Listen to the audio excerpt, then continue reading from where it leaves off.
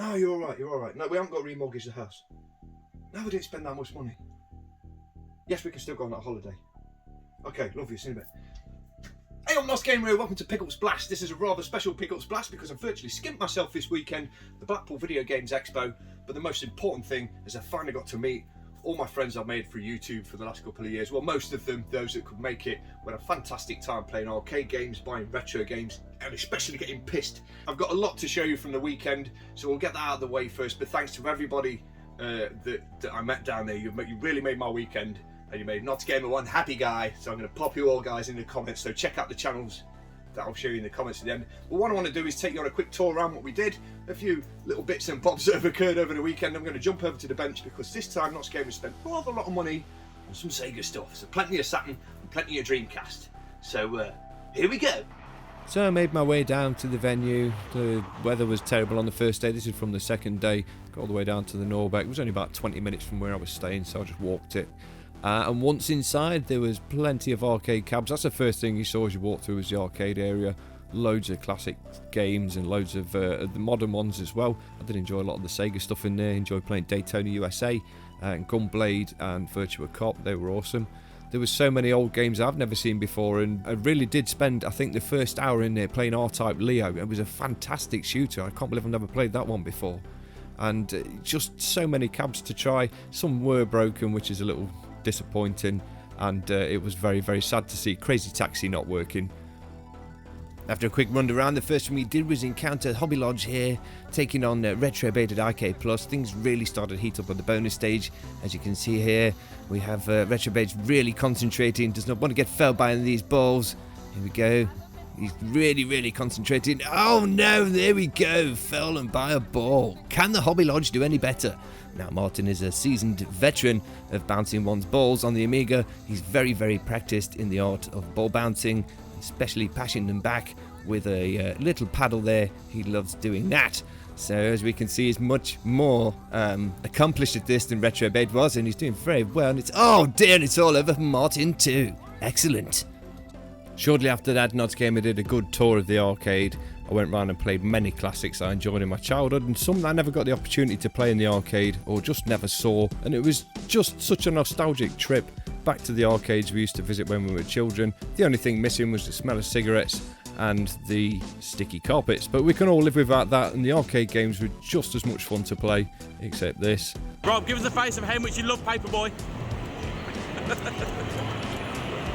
It was just so nice to be able to walk past them, press the start button and just jump in and play. Some of these games I never played, as we've got Hobby Lodge explaining Tron to me here, but they were so much fun nonetheless, and I got to discover games I've never seen before. Video pinball was so much fun, and it was just so much fun playing games again that you've not seen for years. Next, I thought I'd try my luck and try and steal this man's wallet off the machine here. But oh, he's noticed me, so I pretend I'm filming him instead. What a lovely game Space Harrier is. I even finally got to play on a Virtual Boy, and I really did enjoy my experience with this. It's like a 3D Game Boy for your face, and I really want one now. The room was also strewn with all manner of microcomputers and consoles that I've never heard of before, playing an old plethora of games I've also never heard of before, so I really did enjoy touring these tables, sitting down and playing some of these stranger titles. The legendary John Romero was also at Play Expo. The creator of Doom spent the morning giving a Q&A, which I did miss, and I did see him in the merch room as well, signing stuff throughout the day. But the most entertaining part of the expo was watching him take on unsuspecting players that were brave enough to take him on at his own game live in the afternoon, and he really did mop the floor with everybody that attempted to take him on. It was thoroughly entertaining. There was also the trading room where all the vendors set up their stores to sell you their wares. I was a little underwhelmed by the amount of people there. I did expect more traders at an event like this, but there was still plenty enough to get stuck into and look around for. And Nods Gamer walked away with a few Saturn and Dreamcast titles from a few of these shelves, I'm sure.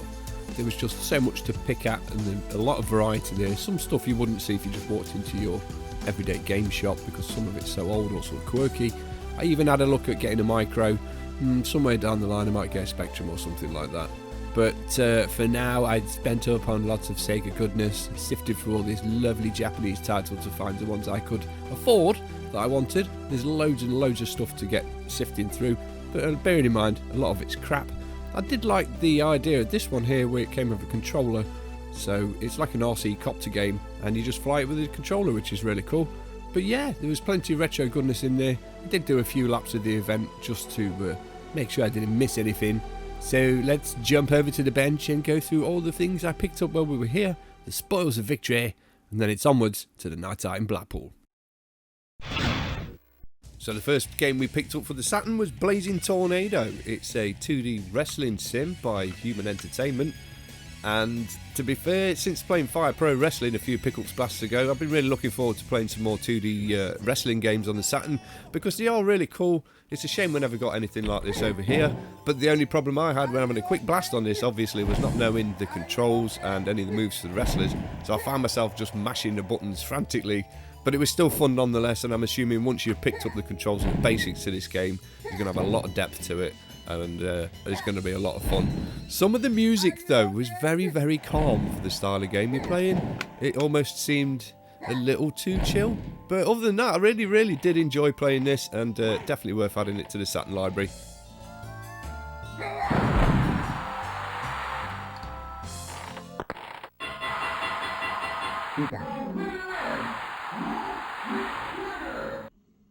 So next up we have the sequel to World Heroes, and it's called World Heroes Perfect. It's a conversion of the arcade beat-em-up. I can't say I've ever played this in the arcade. My only experience with World Heroes was a Japanese cartridge I had for my Super Famicom years ago. And it's an average style 2D beat-em-up. It came out definitely around about the time Street Fighter was hyping to the maximum and everybody was copying that, because some of the characters are heavily inspired by Capcom's beat-em-up in terms of what their movesets are. The game's not a bad little beat 'em up, but it doesn't have a great combo system. It may have, but to be honest, I don't know the controls very well. It's not a fighting franchise. I did play a lot when I was younger. Say, I only experienced it on the SNES. But if you want to see what the Saturn can really do in terms of 2D beat 'em ups, look for games like Cybots or Vampire Savior or any of the Versus titles on there. They really, really are some of the finest games on the system. And if you can afford it, Street Fighter Alpha 3. But it's not a bad beat 'em up nonetheless, just not one of the best ones.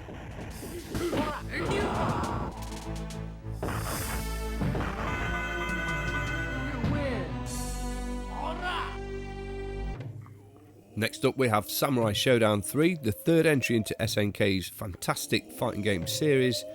This game does require use of the RAM expansion for the Sega Saturn, so you do need one in order to get the game to load in the first place. But once it's loaded up, you can tell why it needs that extra RAM, because the animations in this game are so fluid and really, really beautiful to look at that you just become mesmerised while you're playing. It's got a very, very in-depth combat system. A lot of the moves require you to take the time to learn them, like with any beat 'em up. But Samurai Showdown is one of the more accomplished 2D fighters on the Saturn. It's very close to the arcade and Neo Geo versions, and is just an absolute joy to play. But like I said, you do require the RAM expansion cartridge for this game to run.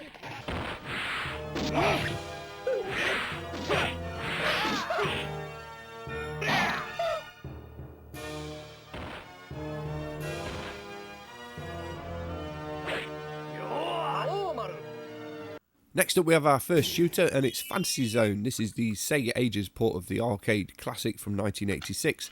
It's a flawless conversion of the game that runs absolutely perfectly on the Saturn. I did used to play this on the Master System a lot as a kid, because that's a fantastic conversion of the game, but this is going to be my new go-to version of Fantasy Zone if I want to play.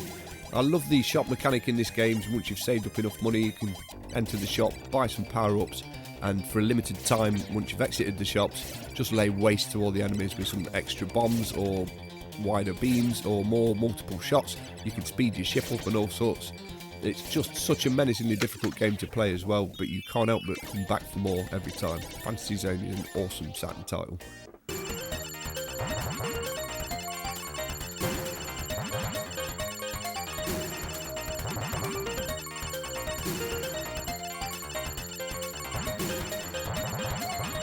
And the next game we have was easily Nox Gamer's favourite purchase from the whole event, and we have Dodonpachi on the Sega Saturn. This is an absolutely mind-bogglingly great bullet hell shooter from Atlas, and it's the sequel to Donpachi. Oddly enough, the games are so similarly named that Nox Gamer had to phone home on this one and get his missus to check whether he already had Donpachi or Dodonpachi. That's how confusing it was. But now I have both games, and this one is just such an utter joy to play. Much more fun than the original, which I didn't think would be possible, because the original game was awesome to play as well. Dod-on patch, an absolutely fantastic shooter for the Saturn.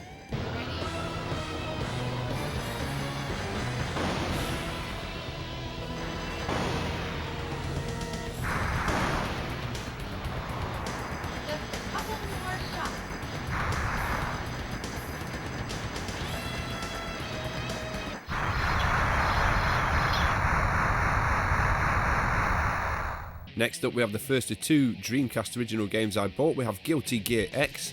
It's a 2D beat-em-up by Sammy for the Dreamcast. I missed this franchise the first time around, as I was just playing something different at the time, I guess. But what I can glean from the little bit of gameplay I had is it's a beautifully hand-drawn two-dimensional beat-em-up with plenty of depth to the combat, some really familiar special moves to pull off from your other favourite 2D beat-em-ups. So it makes picking the game up for basic play very, very easy in the first place, and I can see the combat having a lot more depth than most of the older beat-em-ups, because it does seem to have a rather nicely structured combo system that's going to keep us coming back for more.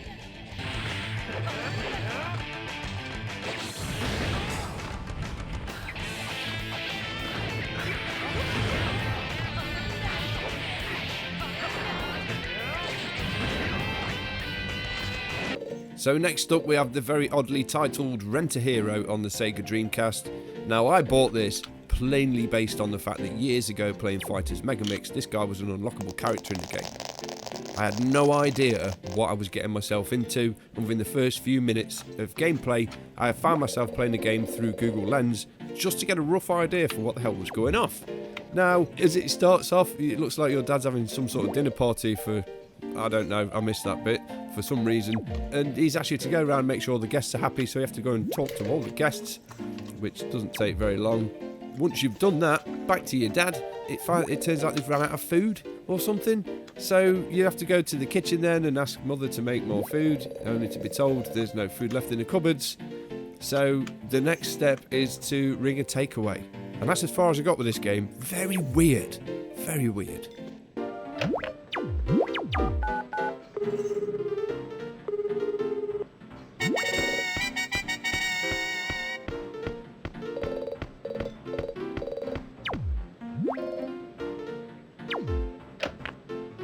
Whilst wandering around the event, I stumbled across the indie section and was immediately drawn to the Wave stand, where they were selling all their Dreamcast titles, and promptly snapped all of them up. The chap even gave me this Intrepid Izzy figure to pop in my Sega cabinet, which I thought was really cool. So the first game we will be taking a look at is Wave's Intrepid Izzy for the Dreamcast. This is a beautiful 2D platformer. It's got a lovely beat-em-up element to it with some very familiar moves for anyone that used to play Street Fighter. There's a nice puzzle platform element there. You can see me shifting a block in order to get up to this section here. There's parts where you have to break boxes to get through and just use the environment to help you get around. The boss fights are absolutely beautiful. I did take a few attempts at taking the first boss down, as I just had to get the boss's pattern down, and once I'd done that, the guy was gone in no time flat. The game does have a lovely Metroidvania style to it, where you have a map system and you can revisit earlier parts of the game by backtracking. The biggest difficulty I had was getting the flipping manual out of the box. As you can see here, it was almost like it adhered to the inside of the plastic, and I really did struggle getting the manual out of the box to a point of frustration. So I had to walk away for a minute, come back, try again, and eventually we got the manual out of the box. Intrepid is it? More of a challenge getting the manual out of the box, guys.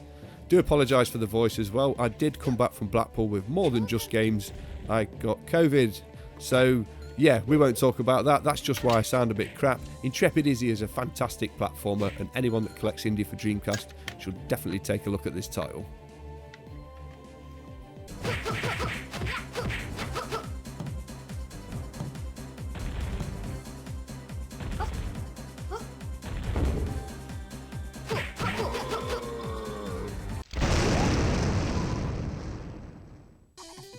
So the next title I picked up at the Wave stand was Shadow Gangs, which, hang on a minute, that's Freddie Mercury. Okay, so Shadow Gangs is very reminiscent of Shinobi if you played that back in the day, or Shadow Dancer, which were awesome Sega games at the time. The gameplay is virtually the same as those games, but amped up quite a lot. So the difficulty of this game is almost like a brick wall. So beware of that, guys. You're going into a very, very tough game from the onset, which to me isn't a problem. I relish in the challenge at trying to get through these old style games, but to some it could be slightly off-putting. Again, the most frustrating thing about these Wave titles and the little CD cases is removing the manual. So you can see here again, Nods Gamer is really, really struggling to get the manual out the box, guys. It's not a good look, because you do end up creasing these things. So anyway, eventually you get the manual out of these cases, and you get rather frustrated as, oh dear, yeah. So that was annoying. But anyway, the game is fantastic to play. So if you do like Shinobi, Shadow Dancer, or games of that vein from the era, this is right up your street, guys. It's fantastic to play. Just be warned, it is menacingly difficult. I managed to get through the first stage. Once I got to the second stage, I was just run over by guys on motorbikes, so I've got to work out how to get past that bit. But other than Freddie Mercury being the main evil guy, this is an absolutely fantastic game. I just don't see why the poor bloke's been victimised, but he does make a rather cool looking baddie, doesn't he? Shadow Gangs, guys, definitely worth checking out if you want a hardcore side-scrolling action Shinobi game.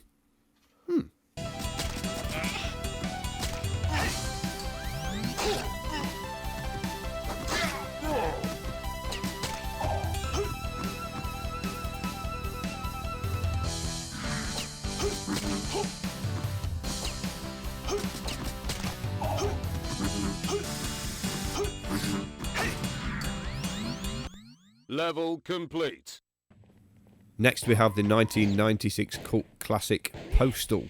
This game caused a right fuss when it was released in the 90s for the PC and was banned in some countries. And this is a flawless conversion, what I can see, of the PC version of Postal to the Dreamcast. Obviously the theme the game deals with can be quite controversial and offensive to people, but underneath that is a very nice shooter to play. If you reskin this game as, say, a war game or just a random shoot 'em up, then people would be able to see what is underneath, which is a fairly decent game. It's got a very good lock-on system, an easy to select weapon system, and the idea is to take out everybody and get to the end of the stage. And once you've took everybody out, you just move your way to the exit and it's on to the next map. But again, you just have to get past the controversial theme this game deals with. But underneath, it is a really fun shooter to play, if not a little bit difficult to pick up in the beginning, as the control scheme is a little bit odd. But once you've got your head around that, it's a good shooter to play. It just takes ages to load.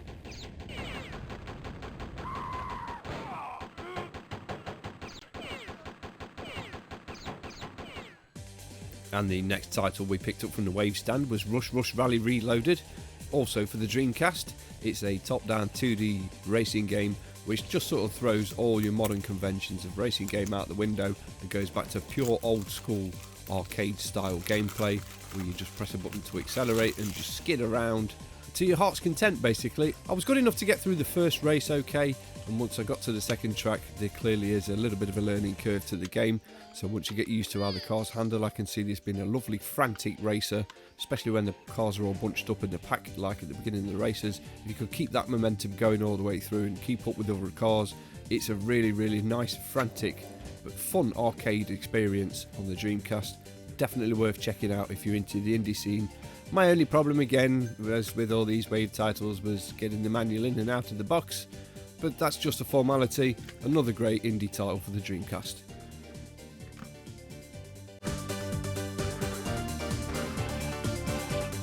Final lap.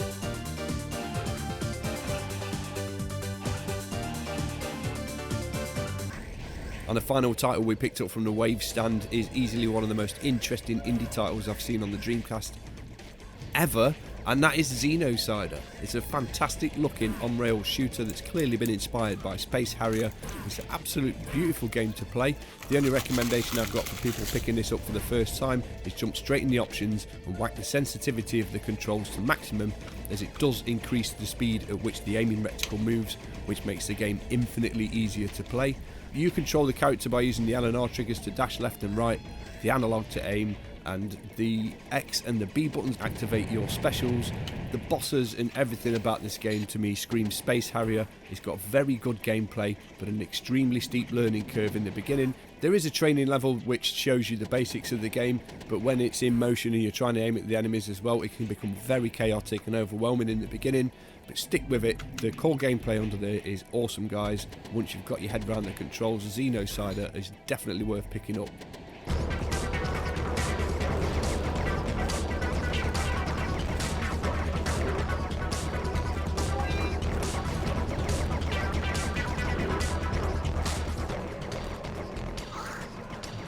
Also, I couldn't resist snapping this little piece of kit up. It's a memory pack and rumble pack built in together for the Dreamcast.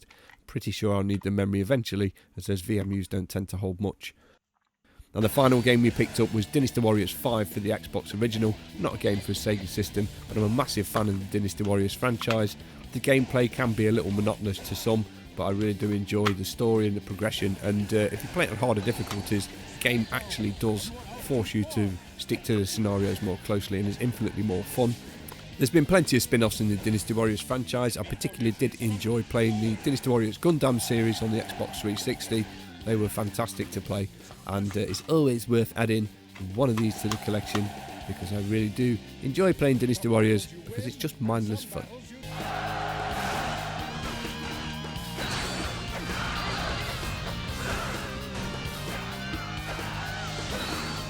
They are powerless to stop us.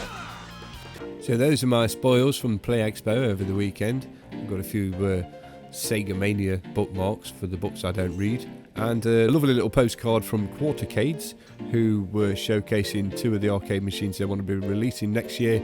The first one they had was the arcade Turtles machine, if we all remember the beat 'em up, with 4 joysticks on the cabinet as well, I might add. And they also had a version of Turtles in Time, which they're trying to get released, I think they said, at some point next year. So that was really nice. So now we're all done with that, let's move on to what happened on that Saturday night when we all went out on a piss. Well, the first surprise was when we got off in the town was the fireworks. I wasn't expecting this event to be kicking off while we were there for a game expo, but it was nice enough to stand around and check out the amazing display. Unfortunately, a few minutes in, it did start absolutely hammering it down with rain. To a point, it was raining sideways, so then all you could hear after a while was the bang of fireworks and the scream of people running away from the rain, which was quite amusing nonetheless.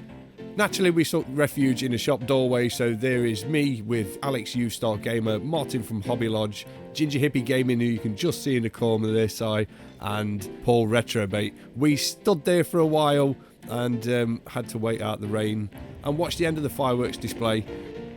So once the rain had stopped and the fireworks had finished, we made our way around the corner to a pub called Screaming Shake, where we were greeted by a strange live band with a bit of hip-hop inspired retro music, which was toe-tappingly good, but not brilliant, if you know what I mean. It just suited to the environment perfectly, and they even had a crazy range of game-related cocktails. I remember going to the bar and asking the guy if I could have a kick-ass and chew bubblegum, and he just looked at me and said, "We're all out of gum," which actually meant he's not got the stuff to make the drink, so we ended up having something else. But it was a great get-together with plenty of people I've met over YouTube for the last couple of years. It was nice to finally meet each other in the flesh and just go out and have a drink and just realise how similar you all are to each other. It was a fantastic gathering, and probably the mainstay I've taken away from this whole event was the social interaction with a lot of other people that I've been talking to over the years and commenting on their videos and following them. So that was probably the best part of the experience. We then got extremely drunk, and I ended up sending some rather offensive pictures to Retro Chef, but you know he likes that kind of stuff. And the night continued to spiral from there. We got very, very drunk, got the tram back, and that was the end of the expo. But I take away from this a fantastic experience with loads of my friends. I hope next time there's an expo like this locally and those guys are going, I'm going to be straight down there, because that honestly is the best aspect of this little event. You come home with games, but you also make some great friends. I've been Nos Gamer. This has been my little trip to the Play Expo in Blackpool. I hope you've enjoyed this video, guys, because I'm feeling rather tired and croaky now. Take care, thanks for watching, and I'll see you next time.